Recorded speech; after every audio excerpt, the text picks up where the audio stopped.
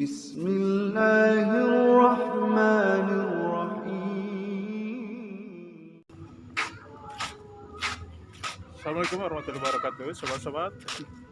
Kita bersama lagi di channel saya dalam dakwah Islam pencerahan. Sobat-sobat, minggu yang lalu saya tidak jogging, sobat-sobat, tidak berolahraga karena ya di lapangan ini dipakai untuk undian kupon jalan sehat, sobat-sobat. Termasuk saya megang kupon, tapi tidak bernasib baik. Jadi tidak dapat apa-apa, sobat-sobat ya. Nah, biasanya kemarin saya sudah 2 minggu mencapai putaran 20 bahkan 21 ya.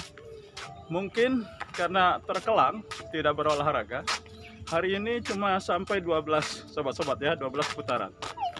Sobat-sobat, kali ini saya ingin membahas ya, pertanyaannya ya, kenapa Nabi Muhammad ya dikatakan gila, sobat-sobat ya, oleh kafirin Quraisy ya, padahal dia adalah utusan Allah ya, manusia yang paling jujur sehingga mendapat julukan Al-Amim, sobat-sobat ya, yang bisa dipercaya ya.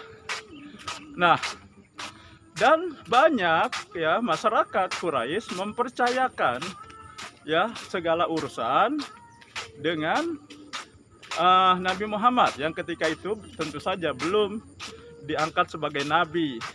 Dan kita tahu bagaimana peletakan batu hitam yang ada di dalam Ka'bah ketika pemugaran.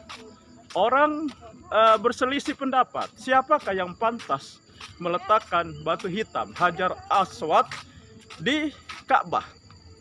Akhirnya mereka bersepakat, siapa yang paling pertama datang ke Ka'bah ini, maka mereka akan tunduk kepada keputusannya. Dan ternyata yang datang adalah Muhammad bin Abdullah.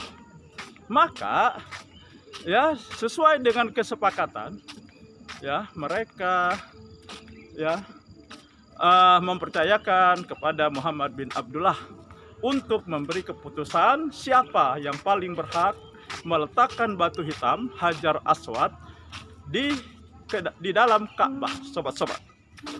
Nah, akhirnya Muhammad bin Abdullah merentangkan kain ya, kemudian diletakkannya batu hitam itu di tengah-tengah kain, dan beberapa suku yang ada ketika itu saling masing-masing memegang ujung dari kain tersebut dan diangkat bersama.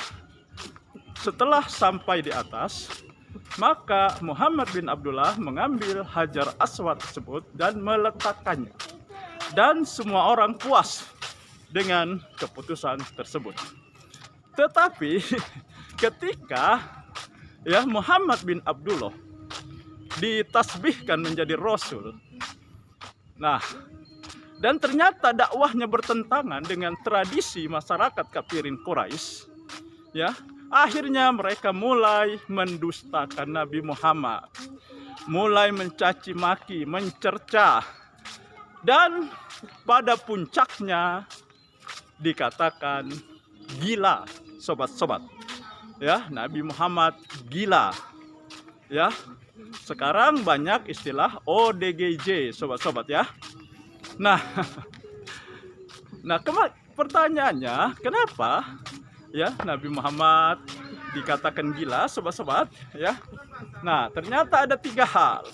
Yang pertama, dakwah beliau, dakwah tauhid, bertentangan dengan keyakinan masyarakat Quraisy yang menyembah berhala, politeisme, bukan tauhid. Kedua, Al-Quran ini ya sangat indah, penuh hikmah, tidak bisa dibandingkan dengan apapun, walaupun dengan prosa-prosa orang Arab. Ya, mereka tidak bisa membantah. Ya. Nah, yang ketiga, untuk melemahkan dakwah dari Rasulullah. Nah, jadi itulah 3 hal sobat-sobat.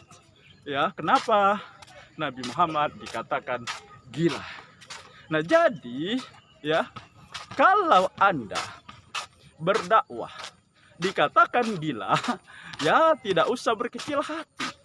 Ya, biarkan saja. Toh Nabi Muhammad juga dulu dianggap gila, ya. Nah, justru yang mengatakan kita gila itu ya artinya karakter mereka sama dengan kafirin Quraisy yang mengatakan Nabi Muhammad itu gila, sobat-sobat, ya. Dan khususnya kepada para komentator, ya, yang rajin berkomen di channel saya, ya, tentu saja yang kontra terhadap dakwah Islam pencerahan saya, barangkali ya apa yang saya sampaikan ada kemiripan, ada kesamaan dengan karakter Anda, ya. Kan sudah berkali-kali, ya, Anda dan kawan-kawan Anda mengatakan saya ODGJ, artinya kan gila, ya. Padahal saya mendakwahkan sesuai dengan Al-Quran dan Sunnah Nabi. Ya, artinya nasib saya sama dengan Nabi Muhammad yang juga dikatakan gila ketika itu. Ya, yang mengatakan gila kafirin Quraisy. Pertanyaannya, ya, apakah karakter kafirin Quraisy sudah berpindah kepada ya para komentator yang kontra terhadap dakwah Islam pencerahan saya? Nah, silakan dijawab sendiri, ya. Saya tidak ingin menyimpulkan. Nah, jadi itu saja sobat-sobat yang ingin saya sampaikan. Semoga ini menginspirasi dan mencerahkan. Nasrum minallahi wa fathun qarib. Wassalamualaikum warahmatullahi wabarakatuh.